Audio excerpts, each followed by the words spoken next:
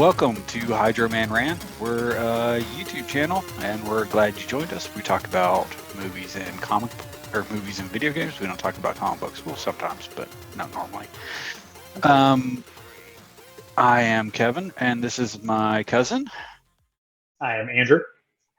And so we talk about stuff. I hope you like what we talk about. If you don't like this movie, we've done other ones in the past. Go back and find a movie you like and watch that episode instead. It's fine. We don't care, just as long as we get your views. If you're about to click off this episode because we're already boring you, please go ahead and just hit that like button, please. That would greatly help us out. Leave a nasty comment too if you want to. We don't care about that. But we thank you for joining us. I guess a little bit of business first before we get into our movie, which today our movie is Memento, and then our video game is going to be Skyrim. So we're excited about that, and we have top 5 too. It'll be top 5 favorite movies. Just that simple. No genres, no nothing. Just what our favorite movies are. So that'll be a lot of fun, I think. But the little bit of business out of the way is we have reached our initial small stepping stone of 25 subscribers. So the next episode that Andrew and I record is going to be our Adam Sandler analysis. We are doing Uncut Gems, Hustle, Punch Drunk Love, which I've actually seen a resurgence of that movie on Twitter, film Twitter lately. Like there's a lot of love for that movie coming out, so I'm excited to rewatch that one. I haven't seen that, but that's good. I watched it years ago back in college, and I really did enjoy it. But then we're also on top of that, we're going to do Jack and Jill Pixels and Ridiculous Six. I've watched 2 of those so far, and that is rough watching. My notes are pretty much nothing but curse words. They're bad movies. So I think that's going to be a fun episode for you, not for us to make.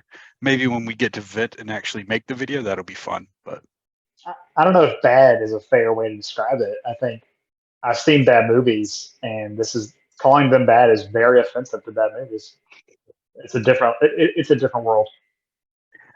yeah, they're almost. Yeah, we can say some of this. They're almost apathetic films. Like the people weren't even trying to make a movie, They were trying to get a paycheck. Right, they didn't care about the movie they were making at all. They were very apathetic. I think, yeah. When you see a bad movie, but it's got a really low budget, it's like, okay, I get it. But when you have this budget and it's still complete crap, it's just completely unacceptable. Yes. That's all I got to say. So there it is. There's our 25 subscriber special. There you go. Yeah. So watch out for that one. I'm sure that'll be an extremely and excruciatingly long episode. So yeah, look out for that one. I think it'll be a lot of fun. But today we are going to talk about the movie Memento, which is from the year 2000. This was Andrew's pick. So Andrew, I'm going to let you say why you picked this movie. Sure. So, brief synopsis. I think most people, definitely anyone who's going to actually watch this, already understands the basic plot.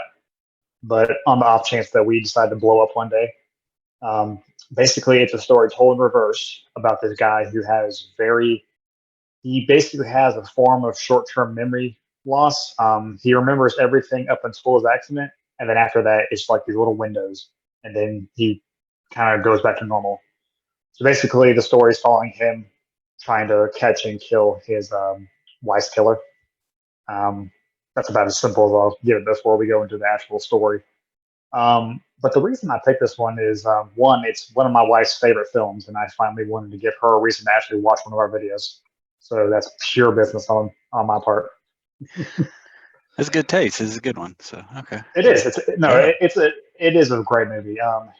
It's like I guess a mini spoiler for our top 5. It's right outside my top 5 for my 5 favorite films. It's like 6 to 7. It's an excellent movie. I put it as one of Nolan's best, in my opinion. And I want to I want to say before I say this, I want to say that I think the Batman trilogy is the best superhero trilogy ever, and among the greats of trilogies. I think it's a tad overrated, just a tad. Um, that's all. I promise, Kevin. Don't get Okay. mad. No, have your opinion on it. uh, It's fine. no, I know. I'm just being silly. I think they're excellent. I think Dark Knight is phenomenal in its own right. I just think Nolan's got better movies, which isn't a knock on them so much as just talking up his talent. I've been watching some interviews with him. Listened to some of his comments around the movie. He's very intentional. He knows what he's doing. He's not one of those directors who just accidentally made a great film and it appears he has talent and it turns out he just kind of got lucky. He knows what he's doing. I forget what that first film he made was, the one that Following. we found on YouTube. That's it. Yeah. Even for as small of a budget and as simple as it was, given the what he had to work with, you can even see there that he's got the talent. Yeah. And this is his first one with a real budget, and you can see it's when you kind of just give him room to roam, he's able to do some great things. It's actually based off a short story that his brother wrote. His brother was telling him the story on a car ride somewhere. And They he were decided, going from Chicago out to LA. So it was okay, I think it there you was go. when they were heading out to film The Following, because it was when Christopher Nolan was moving out to Okay. LA. But the funny thing is his brother's short story was published a year after the movie. Like Yeah. it was never even published. And I think at the time he just kind of mentioned to his brother the general plot because Mhm. it's a very, very short story. I can send you the link and I can actually try to remember to put it in the notes. I found Jonathan Nolan actually reading the short story on SoundCloud. So Oh, that'd be it's the awesome. audio, and it's only like 30 minutes. Really, really good read. But I mean, like the character's a different name. Mhm. It's a similar kind of dilemma, but it's just set up entirely different. It's a very, very different story. Um, but yeah, I think his brother's idea sparked something in him, and he wrote something.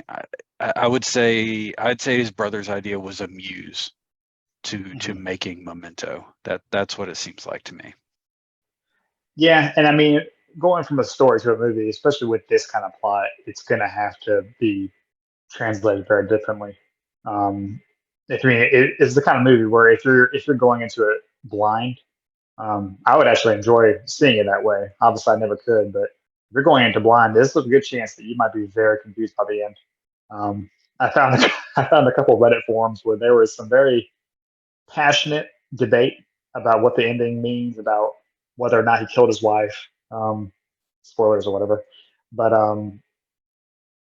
and they made some good Well, points. we can get into that because I think arguing the ending of this movie, or not even the ending, but what the ending is telling you in this movie is kind of like arguing the ending of Inception.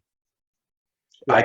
I don't the point, and I'm sure, I mean, I'm sure Nolan appreciates his fans being so invested and interested in his stories, but for Mhm. Nolan, I don't think that's as relevant as the emotional impact. Um, It, it's it, not. He even said that in the commentary for this movie, it was made in a way to where there his fans could take basically any, or really not even fans, like anyone watching could take whatever perspective they wanted.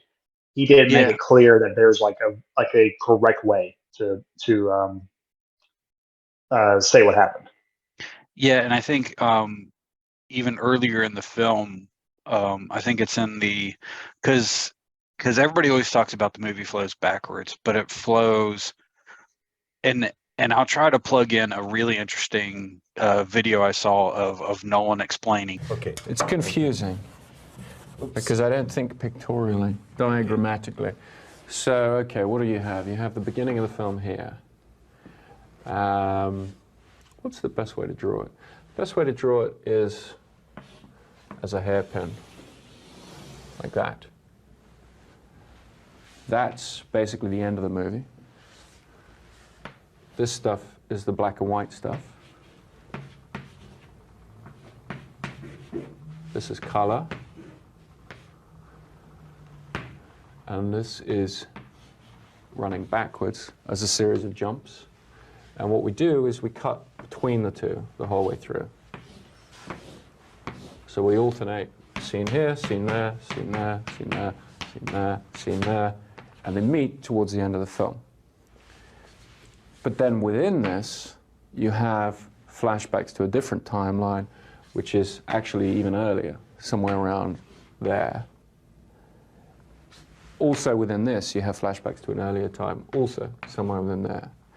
So I guess you could use the hairpin shape to represent the bulk of the film.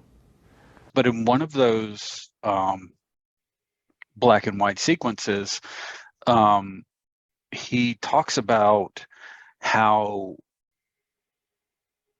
unreliable memory is. It's just kind of it's not something that is factual. It's what we make of it. And I think from watching it this time, I really took that piece of information, and I think, for me at least, I think that that's the key to understanding the ending, is that it's not just the fact that he doesn't have amnesia. It's all of his. He can't trust any of his memories. Like, all of his memories are just distorted. So, yeah, I think that's kind of how I took that ending. Yeah, and what really makes his character so tragic is that even the things he has that could be considered facts or hard evidence, those aren't even fully reliable. Those are what ends up leading to the death of what is it Teddy? Teddy, yeah. Yeah, like all the things that he has that he considers his view into what is true, he can't even trust those. Because Combine that with how many movies is the protagonist also their own antagonist? right. Like, I mean, I don't know. that's what this movie does. I mean, I guess you could say Fight Club is kind of the same thing, but the whole, I mean, this movie, and that's kind of the twist beginning, I guess, of the film, Right. is that he's his own antagonist. He is, and yet Which is he's very interesting. completely unaware. After that little 10-minute section, yes. Well, yeah, like there's the moment where he says that, but then he forgets. Yes, and that's what I find interesting too, is because, you know, how would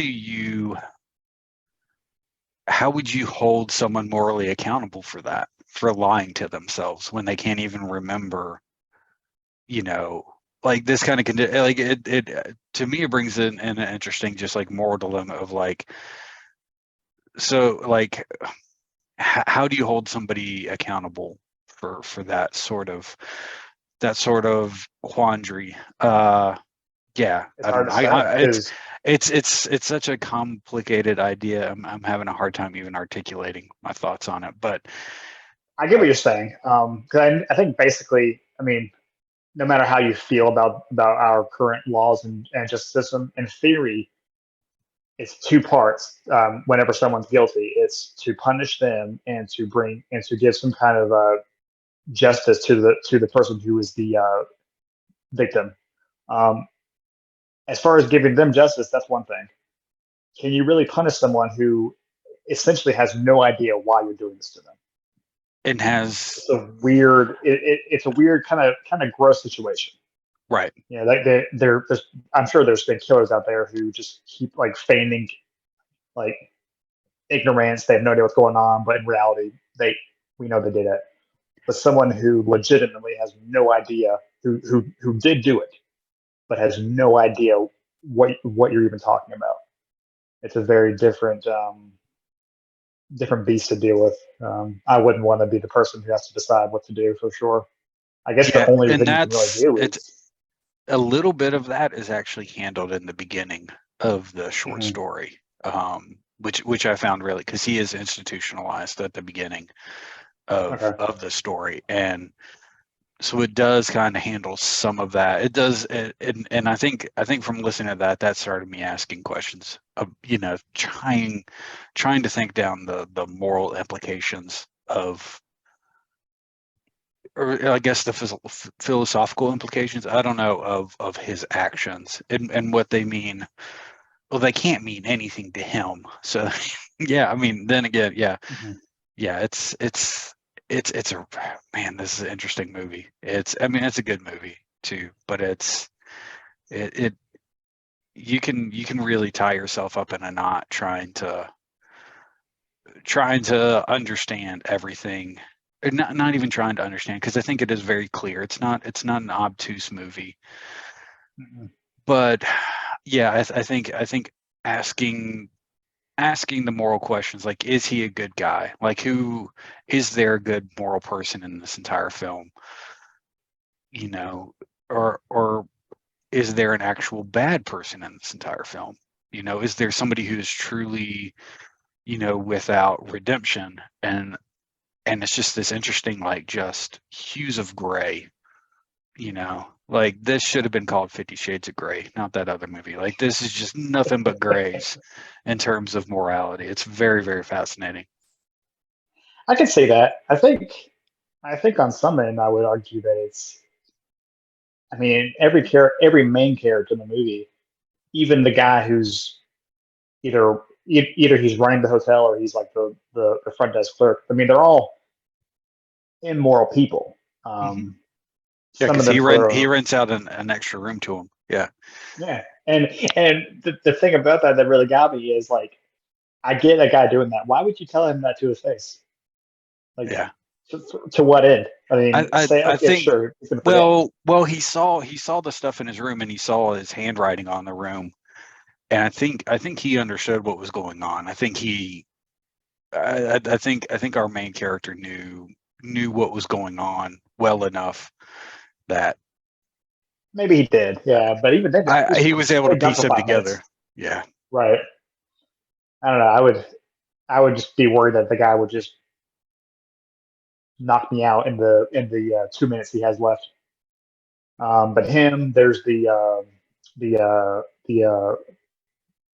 bartender who, to me, is probably like one of the toughest scenes to watch when she tells him to his face that like what she's gonna do, and then you watch him forget. Yeah. That's a scene that's a really like blood boiling scene. Yeah, I think That's I, th- hard to I think watch. I think that for me, I think those two scenes and the way it's played out, where you see her coming, or I guess the scene starts with him in his brain, like, looking for something to write down with, and you don't know what he's trying to Mhm. write down. And Exactly. then she comes in, and he's like, "Hey, who did that to your face?" And then the next scene, which that's Mhm. all this movie just constantly retextualizes everything you've just seen and gives you so much more information, which I think makes, like, repeat viewings of this just really enlightening and really, really Mhm. fascinating, because every time you're like, oh, okay, I know what's going to happen next. So, okay, I get what's happening here now. And you're able to, I think, enjoy it in the moment a little bit more. I Mhm. mean, to He to what you said earlier, I do think this is one of those. I've heard the question asked before. If you could forget any movie and rewatch it, I think this should definitely be on that list of movies just that you watch again for the first time. But yeah. Absolutely. I didn't even think about it because I just tend not to do this with movies that I've seen before. I didn't even watch the trailer going into it, but this would be the kind of movie where if you can watch it with just complete ignorance, I think that's the best way to get into it. So if for some reason you started the video right now, just turn it off and go watch the movie. Don't I listen think to we, I think, I, anything we I, said. I think we spoiled a good bit of it already. So We did, which is fine because you can still like you can know the exact plot, watch the yeah, movie, and still just get it. Like me and my wife watched the movie again, and I got a whole new experience from it, despite knowing what's going to happen. Um, which is the sign of just a phenomenal director and writer, I think. Yes, because I watched this movie back when it first came out. Because I want to say I think it was David, my brother. Uh, he was telling me, he's like, you have to watch this movie. It's completely in reverse. He's like, it's amazing. You need to watch this movie. And I think we found it at like Blockbuster on VHS, and I didn't really know anything about it and watched it, and just my mind was blown. And then I probably watched it once or twice again in college, kind of introducing it to other people. Oh, you've never seen Memento, or when the Batman Begins came out, like, oh, you need to watch Memento. This is the guy that's making this Right. movie. Yeah, this is going to be a really good movie. I'm excited about this movie. Um, but then, like, I hadn't really watched it. It's been at least 10 to 12 years since I watched it. So watching it this time was really, really fascinating, interesting, because there's things I remembered. And then there were other, like, I just completely forgot about other things. And I was able to kind of in the moment as they happened, I was like, oh, okay, I think I remember what happened. Like when he drank the beer and the guy at the bar laughed, I was like, oh, okay, yeah, I remember what Yeah. happened in the next scene. Yeah, okay. But there's a lot in the film. It was fun to watch it that way, just to have a little bit of my memory wiped of it, but not all of it. Yeah, it was good. If you hadn't watched it in a while, I think it's good to rewatch it. It's always a good time to rewatch it, I think. It had been a little while for me, and at that scene in the bar, I completely forgot what was going to happen. But the moment that guy started laughing, I looked at Yeah, my wife. I'm like, they all spit in the beer, didn't they? And she's yeah, like, yep. Yeah, I completely forgot that, and I immediately was like, oh goodness, that was a disgusting thing. But it was still great for what it symbolized, what it was doing for the story. yeah, yeah. It Uh, was. but um, Yeah. No, this is the top notch film. mhm. And for this to be a director's sophomore film, I mean, like, you can tell that he knew before he ever started filming this movie at all how it was supposed to be edited and laid out. Like, you can definitely tell, like, Right. this is the idea of a mapped out story. And I don't think, like, not everybody probably has that mindset where they can do that. And a lot of directors love the happy accidents that happen, and they can find the film while they're making it. But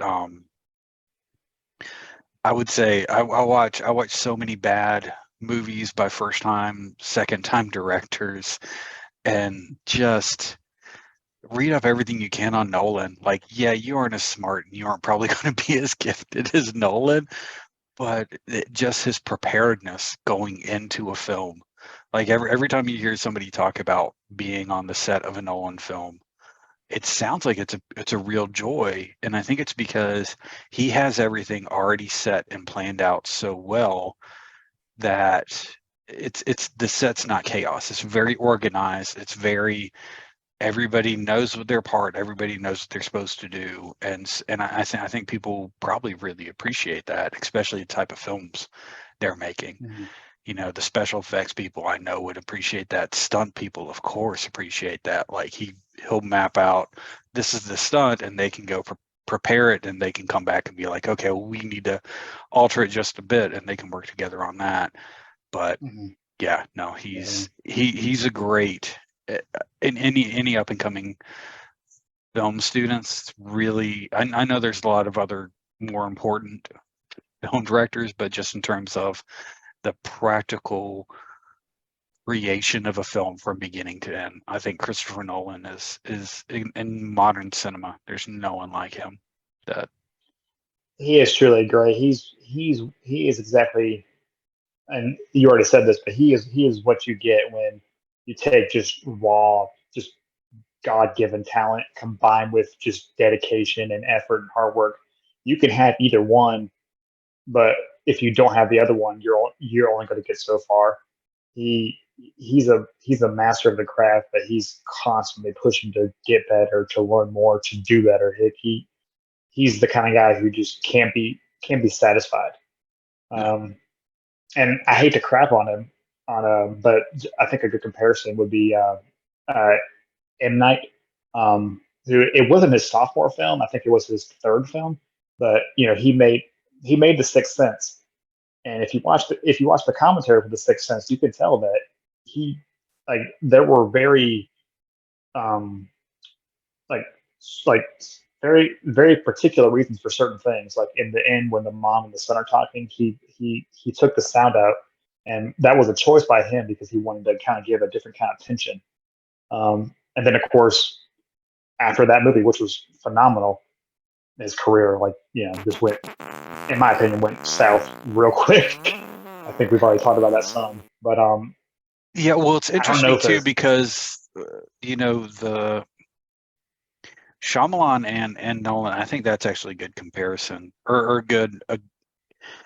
You can make a good comparison there because they're not the same kind of filmmakers, but I think they have similar attention to detail. I think Shyamalan though is much more about the emotional heartstrings, and I think that's Mhm. what he's really trying to hit. Where Christopher Nolan is really just trying to make the best film possible. And Right. and I mean, because that was always that was a criticism of Tenet, right? Is that it's just a cold, emotionless movie. I love that movie. I think it's great. You know, a, a spoiler for my top 10 list or for my top 5 list, but there's a movie on there that's just as cold and emotionless, almost on that list. It's okay sometimes. And I think Mhm. that's the interesting direction that both of them went. I get the feeling that Oppenheimer might be that same kind of thing. Um, Mhm. I think people who say that though, I don't think they give like Dunkirk enough credit. And Interstellar was nothing but emotional stuff, Mhm. you know. So yeah, Right. but yeah, I I know think that that's a criticism of Nolan stuff. Sometime I don't buy it. But I'm not a fan of that either. I think with Nolan, he doesn't care what anyone else is going to say. He knows exactly what he wants to make. There's no big like outside influence, which I believe allows him to have pure honesty in his films. I think that's what makes him great. Is I mean, obviously he's got more and more money coming in, since this movie. Um, but he's not gonna compromise what it is that the story he wants to tell. And it may not be the most like any Oscar worthy story at every chance. But it is going to be one of the best films overall, year after year, I think. so I think he always tells a good story, and I think he always does. I don't think he necessarily always cares about the plot. Right. About the like even in Tenet, the algorithm that they're trying to find and break apart or whatever, like it's such a, what do they call that? I can't even think what that's called in a movie. Oh, what is that called in a movie? That's so pathetic that I can't think of the name of that. A What are MacGuffin. you referring Sorry, to? it's a MacGuffin. Oh, okay. The yeah, Gotcha. like it's such a MacGuffin, it doesn't even matter. So I do think he cares about story though, because I think there's a good story in everything he does. I just don't think he cares about the nitty gritty of the plot, or at least like explaining everything to you all the time.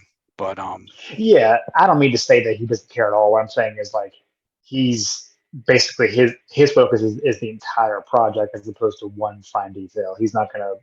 I guess what I was really trying to get at is like he's not gonna let other forces interfere with what it is he's trying to no, do. he's probably one of the few modern auteurs that are on a huge level. Like there's not a lot of Mhm. auteurs at his level today. Mhm. I mean, you got someone like Scorsese, but he's been making films 30 years longer, maybe even longer than that, than Nolan.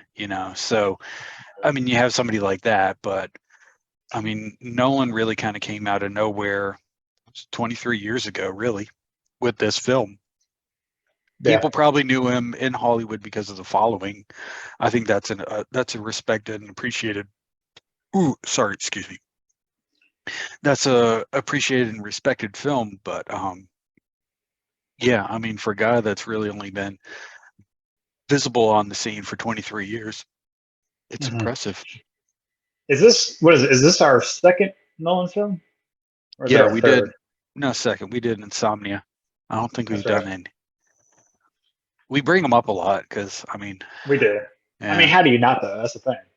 I yeah. mean, I mean, whether you're if you're comparing talking about old films or modern new films, cinemas, yeah, I mean, yeah, even with like older cinema, he's one of the few directors I would feel comfortable comparing to older cinema. yeah, I mean, not like shot for shot or anything like that, but in terms of just the talent, I guess is what I'm saying. yeah. I mean, he feels to me somewhere between like a Spielberg and a Kubrick. Like Hmm. he makes movies that are audience pleasers. Like he's not making Definitely. like I guess Tenet maybe wasn't. I think Tenet was probably his most obtuse movie.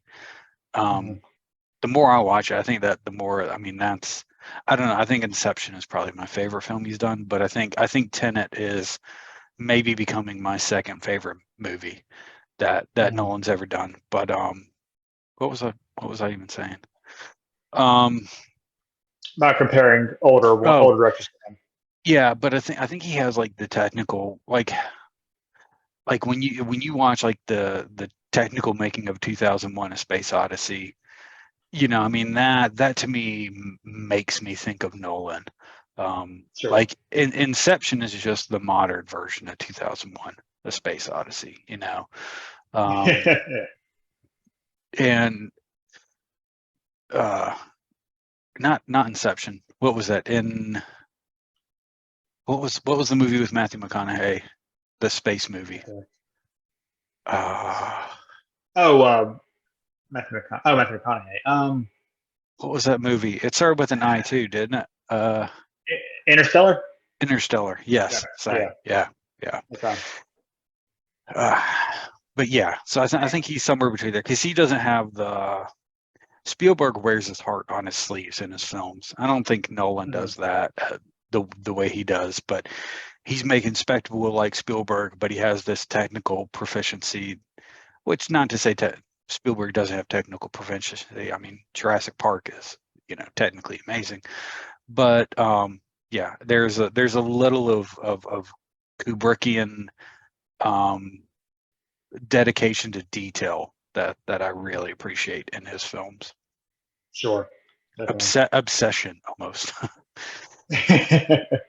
from Definitely. appearances. I don't know, but Yeah. I I think my favorite for him, honestly, it might be The Prestige. okay. I can't even fully explain why, but I just adored that movie. Um, You know what? If maybe if someone said Insomnia, to me, Insomnia I think is the weakest of all of his films. That's the only one I would be surprised, and it's still a good film. Don't get me wrong. I mean, like go back and watch our sure. episode. We praised it. It's a very very well done film. Very good. The acting in it's amazing. Um, but that's If the probably worst film you his make is Insomnia, you're doing pretty right. That would be the only good. one I would kind of be shocked if like somebody's like, yeah, that's actually my favorite Nolan Mhm. film because I feel like Memento is a better noir crime film Yes. than Insomnia is. Like there's and also the Prestige is a better mystery movie than Insomnia Mhm. is, and Memento is also a better broken protagonist story than Mhm. than Insomnia is. So Right. I think I'm with you though. Now that you say that, because there's really not a movie that he's made. I mean, maybe Tenet, just because I don't like. I'm I'm like you. I think Tenet got too much crap. I just don't see what people would like Tenet as the best movie. But I mean, if you do, that's fine. But You know, yeah, you know other than why? It's because there's a scene where a guy moving forward in time has a fight in the hallway with a guy moving backwards in time, and it's one of the most amazing things I that is saw. It that is cured pretty incredible. that scene cured COVID, as far as I'm aware of. I mean, like, COVID was gone after that scene. That was, and it's in the movie twice. I love that sequence. Tenet is the real backseat. Yes. I'm just like Oh, Tenet. It's that scene is all I need. I was blown away the first time I watched that movie, and that scene. I was like, oh, I'm gonna have to rewatch this movie just to see that scene. And then they showed the scene again later on in the movie, and I'm like, oh, this is amazing. This is my favorite. Oh, this is so good. I love that movie. Yeah, I think you're right. it's You're very right. underrated, but I You're love right. it. Just that alone is enough in my eyes. I think I agree with you. That is an incredible scene and an incredible idea. I would never have thought of that. That is a wonderful idea. Yeah, there's so, man. If you ooh, try to wrap your head around the time flow in that one. That one's Memento's Yeah, kindergarten. That's grad school right that's there. right. Yeah. Oh yeah. All right. Yeah, we're about to end. Well, you got any last thoughts on Memento? Not that I can think of. Same. When If you haven't seen it, this, you need to watch it. yes, definitely. Yeah. Great, fantastic film. Yeah, no reason not to watch it. Definitely.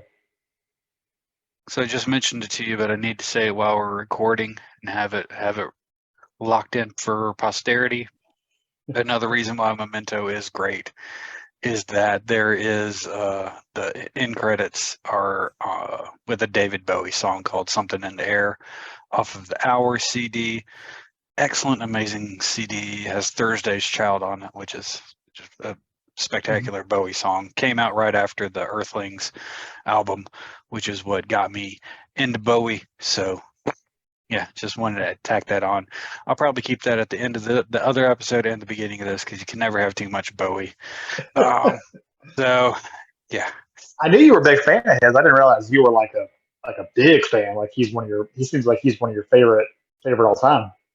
yeah, he is. Yeah, he's up there. We may Yeah. have to do like I don't know, something on him. Oh, trust me, I'll have some Bowie movies coming up. I mean, Or, yeah, we can watch Labyrinth. I don't care. Yeah. I mean, that'd be a good one. That's yet another movie I have not seen that you I, probably I would need me to see. I thought about adding Moon to our list. The Hmm. Sam Rockwell movie. Have you ever seen that? No, I've heard of it. I know what you're talking about. So the director of that is Duncan Jones, and that's David Bowie's son. Ah, okay. He also did Source Code and the Warcraft I saw movie. I saw Source Code. Was that the new one? What? The one that just came out? Warcraft? Oh no, that was No, Dungeons and that was Dragons. Dungeons and Dragons that just came out. Yeah. Yeah. No, Warcraft wasn't. I think maybe for hardcore fans it was good. I didn't hate it, but it just wasn't. I wasn't a fan of the series or the games, so it didn't really do much for me. It seems like a weird game to make a movie out of. Most I games mean, are, right. yeah.